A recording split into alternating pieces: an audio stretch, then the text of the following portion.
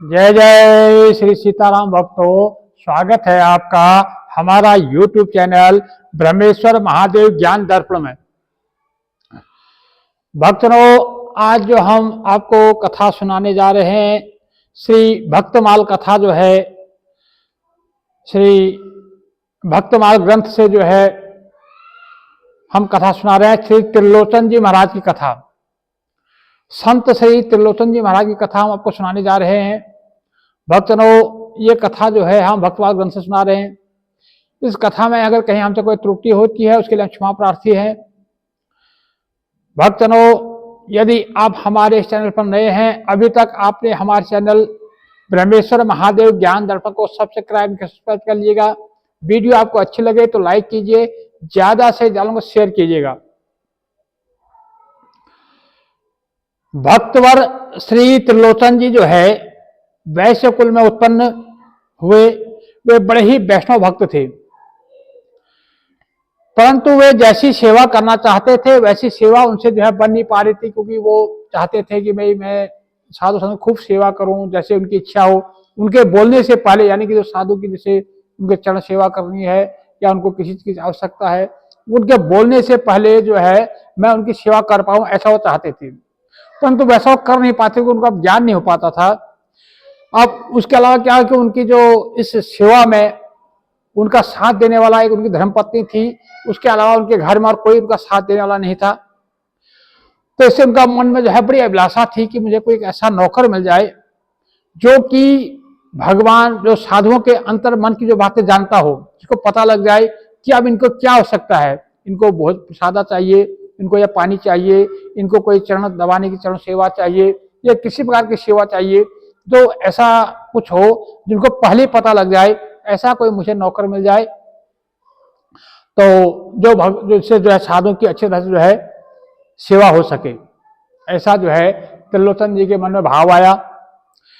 तो अब त्रिलोचन जी जो संत सेवी थे, तो क्योंकि भगवान हमेशा भक्त के वश में रहते हैं, भक्त अथल भगवान है, तो अपने भक्त त्रिलोचन जी का जो है मनोरथ पूरा करने के लिए स्वयं भगवान श्री हरिनारायण जो है नौकर का रूप धारण करके उनके घर पहुंचते हैं। त्रिलोचन जी के दरवाजे पर आते हैं और त्रिलोचन जी आवाज लगाई, त्रिलोचन जी, त्रिलोचन जी। तो इसका से जब आवाज आई तो त्रिलोचन जी घर से निकलते ही उन्हें देखा और इनसे पूछा।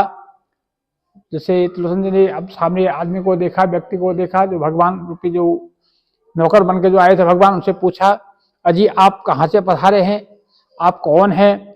मुझे मालूम पड़ता है कि आपके घर में माता पिता आदि आपका कोई नहीं है। तो जो नौकर रूपधारी जो भगवान थे वो कहने लगे कि आप सच कहते हैं कि मेरे माता पिता आदि कोई भी नहीं है। तो त्रिलोचन जी ने कहा, क्या नौकरी करोगे? तो मुझे जो है संतों की सेवा के लिए एक नौकर की आवश्यकता है। ऐसा जो त्रिलोचन जी भगवान रूपी जो नौकर थे उनसे पूछते हैं कि मुझे एक नौकर की आवश्यकता है जो कि संतों की सेवा जो है बहुत भली प्रकार से कर सके, ऐसा क्या आप कर पाओगे? तब जो है श्री भगवान जी ने कहा कि यदि मेरे स्वभाव से स्वामी का स्वभाव मिल जाए तो मैं सेवा टहल कर सकता हूं, अर्थात मेरा और जो है आपका अगर स्वभाव आपस में मिल खा जाएगा तो मैं जरूर सेवा करूंगा। तो त्रिलोचन जी ने पूछा कि आपके स्वभाव से औरों का मेल क्यों नहीं खा पाता है, ऐसी क्या वजह है, आपका स्वभाव कैसा है? तब श्री हरि भगवान बोले कि आपने कहा कि मैं 5-7 सेर अन्न जो है खाता हूं। भगवान बोले कि मेरे सबसे बड़ी कमी क्या है कि मैं खाना बहुत खाता हूं, मुझे कम से कम 5-7 सेर जो है भोजन रोज चाहिए खाने के लिए। इसी से जो है लोग मुझसे नाराज हो जाते हैं और जो है मुझे रख ही नहीं पाते हैं, क्योंकि मैं खुश रहेंगे इतना खा लेता हूं। तो उस नौकर ने फिर कहा कि 4 वर्णों की रीतियों का मुझे ज्ञान है और सभी कार्य को मैं अच्छी तरह से मन लगा करके कार्य करता हूं, कार्य करने में मुझे कोई कमी नहीं है, काम में बढ़िया से करता हूं, क्योंकि भगवान है, अंतर्यामी है। क्योंकि भगवान जो है अपने भक्तों के साथ नई नई लीलाएं करते रहते हैं, तो लीला कर रहे हैं, तो उनमें से किसी से सहायता भी नहीं लेना चाहता। मैं किसी की सहायता लिए बिना मैं सारी काम जो है मैं अपने स्वयं कर लेता हूं, मुझे किसी की आवश्यकता नहीं है। और रही भक्तों की सेवा टहल की, तो उसे तो करते करते मेरा सारा जीवन ही इसी काम में बीता है। सारा जीवन जो है मैंने भक्तों की सेवा की है। श्री हरि नारायण भगवान की लीला या परंपार है। तो अब कहते हैं क्या मेरा नाम क्या है? मेरा नाम अंतर्यामी मेरा नाम है। भगवान श्री हरि विष्णु जो है भगवान जो त्रिलोचन से कह रहे हैं कि मेरा नाम अंतर्यामी है, मेरा सारा जीवन जो है भक्त सेवा में बीता है। अब तो मैं आपका दास हो गया हूं, अब आप बताओ। तो भक्त त्रिलोचन ने कहा इच्छा अनुसार खूब भरपेट खाओ, किसी प्रकार का संकोच मत करना। अर्थात अब आज से आप जो है आप हमारे घर पे रहो, जितना आपको खाना खाना हो उतना आप खा सकते हैं, किसी प्रकार का कोई संकोच मत करना। इसके बाद भक्त त्रिलोचन ने अपनी स्त्री से कहा कि तुम इस अंतर्यामी को भोजन देते समय थोड़ी सी भी खिन्नता मन में मत लाना, कि ऐसा मन में भाव मत लाना कि कितना खाता है, इतना खाता है, इसको कौन खिलाएगा, कैसे खिलाएंगे, ऐसा कोई भाव मन में नहीं आना चाहिए। कि जितना खाए खुशी से इसको खिला दो, क्योंकि नहीं तो ये कहीं यहाँ से चले जाएगा, फिर हमें जो है ऐसा नौकर कहीं नहीं मिलेगा। तो इस कुछ यह खाए, इस उसे वही खाना जो इसे पसंद हो, इसको वो खाना खिलाते रहना। यह नित्य प्रति संत सेवा करेगा। तो श्री त्रिलोचन जी के यहाँ अनेक साधु संत नित्य प्रति आते रहते थे। उनका काम ये था, उनका घर में जो है नित्य प्रति कोई न कोई साधु संत आए रहते थे, उनकी सेवा करवानी होती थी।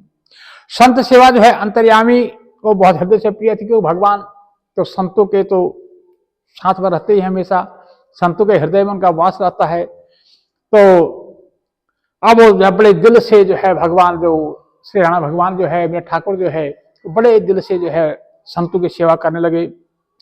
संतों की इच्छा के अनुसार रुचिपूर्वक जो है अंतर्यामी जो है इनके पैर दबाते, सब प्रकार की सेवा करते, कि जैसे संतों की जो इच्छा होती उससे पहले ही वो काम कर दे। अब संतों की इच्छा हुआ है कि कोई हमारे पैर दबाए तो उनको पता लग जाता था, कहने से पहले वो पैर दबाना शुरू कर देते थे। संतों को प्रसादा पाने की इच्छा हुई तो उनके कहने से पहले उनको प्रसादा आता था। संतों की इच्छा जल पीने की हुई, जल प्रसादा चाहिए, तो उनको कहने से पहले जो है जल प्रसादा उनके पास आ जाता था। तो इस प्रकार से सेवा करते करते जो है भगवान को वहां पर 13 महीने बीत गए। 13 महीने जो है श्री नारायण भगवान विष्णु जो है एक नौकर के रूप में जो है त्रिलोचन जी के यहाँ पर निवास करने लगे। उनकी संत सेवा करते करते 13 महीने बीत गए। तो एक दिन क्या है कि श्री त्रिलोचन जी की जो स्त्री थी, जो उनकी धर्मपत्नी थी, वो अपने पड़ोसन के घर गई। जब वहां गई तो उसके पड़ोसन ने उनसे पूछ लिया कि देखो बहन, आजकल आप बहुत कमजोर नजर आ रही हो, इतना क्या कारण है, आप इतना उदास क्यों हो गई, इतना कमजोर क्यों हो गई हो?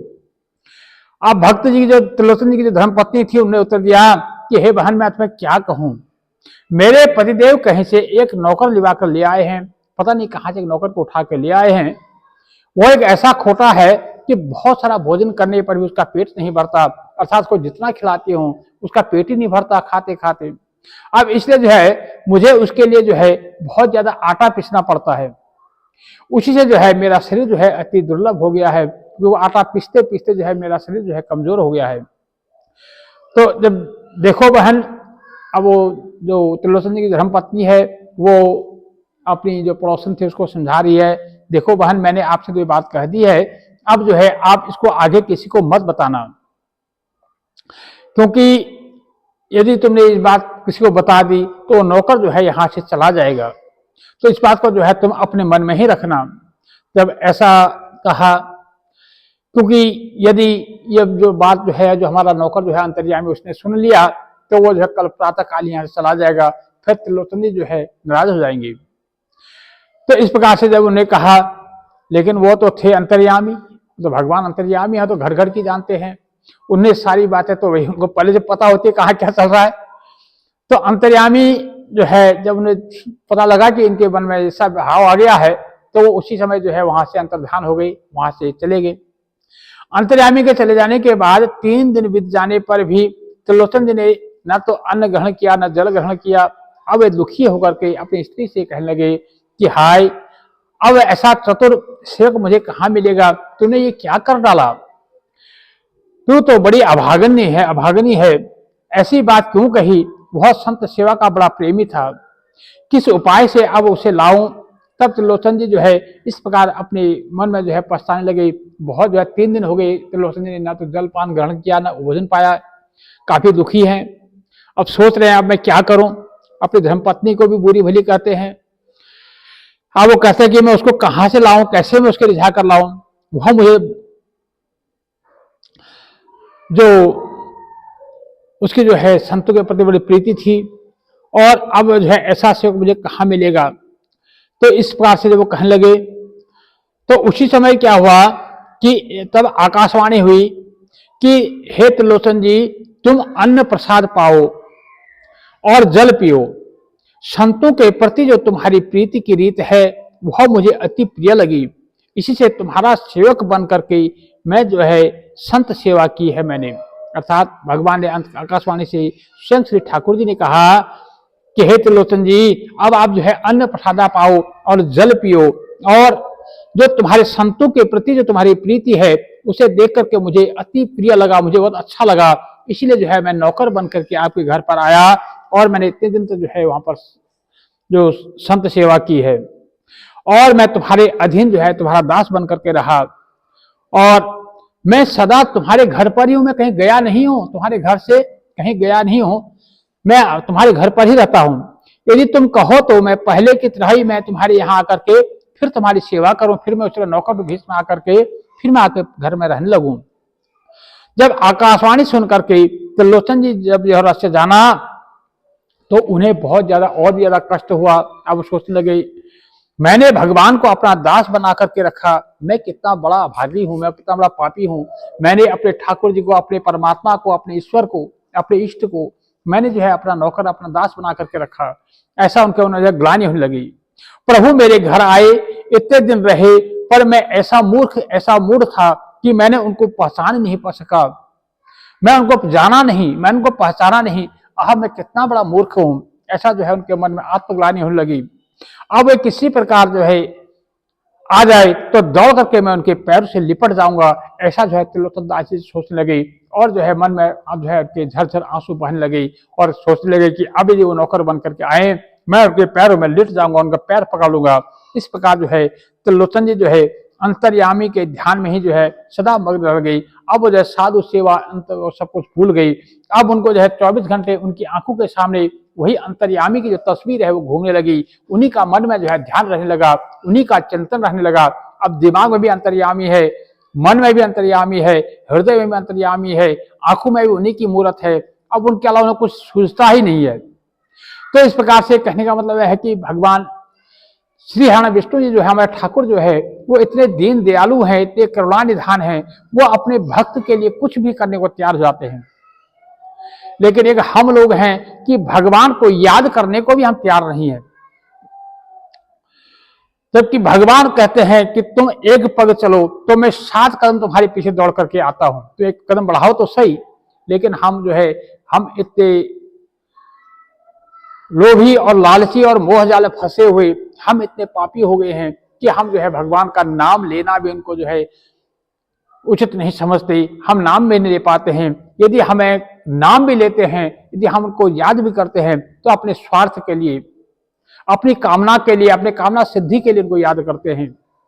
इसलिए भक्तों मेरा सभी से अनुनय विनय रहता है कि अब जितना भी आपके पास समय मिले, भगवान बड़ा करुणामय है, बड़े दीन दयालु हैं, वो अहेतु पर हेतु जो है कृपा करने वाले हैं।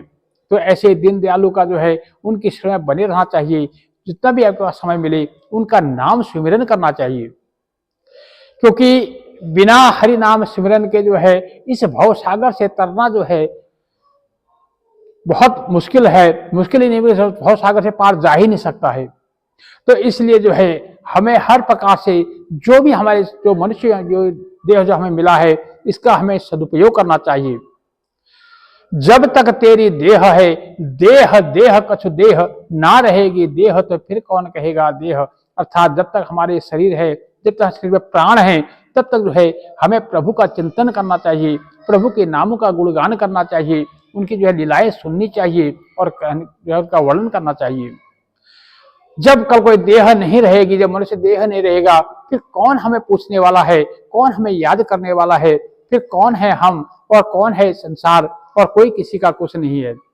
इसलिए जब तक तुम्हारे इस घट में प्राण है रूपी जो हवा है, वो ईश्वर हमारा परमात्मा जो है इसमें बैठा हुआ है, तब तक जो है जितना भी हो सके सारे बंधनों को तोड़ करके अपने प्रभु का नाम सिमरन कर लो, राम राम जप लो, राम राम जप लो, क्योंकि राम नाम ही एक ऐसा है जो हमें इस भव रूपी सागर से जो है पार कर सकता है। भक्तों, ये मनुष्य देह हमें बार बार नहीं मिलने वाली है, इसलिए जो है जितना भी बन पड़े हमें इसका सदुपयोग करना चाहिए। भक्तों, मैंने अपनी टूटी फूटी भाषा में जो ये संत जी की जो चरित्र सुनाया, इसमें कोई त्रुटि हुई हो उसके लिए मैं क्षमा प्रार्थी हूँ। भक्तों, यदि आप हमारे चैनल पर नए हैं, अभी तक आपने हमारे चैनल को सब्सक्राइब नहीं किया, सब्सक्राइब कर लीजिएगा। वीडियो आपको अच्छी लगे तो लाइक कीजिएगा और ज्यादा से ज्यादा लोगों को शेयर कीजिएगा। जय जय श्री सीताराम भक्तों।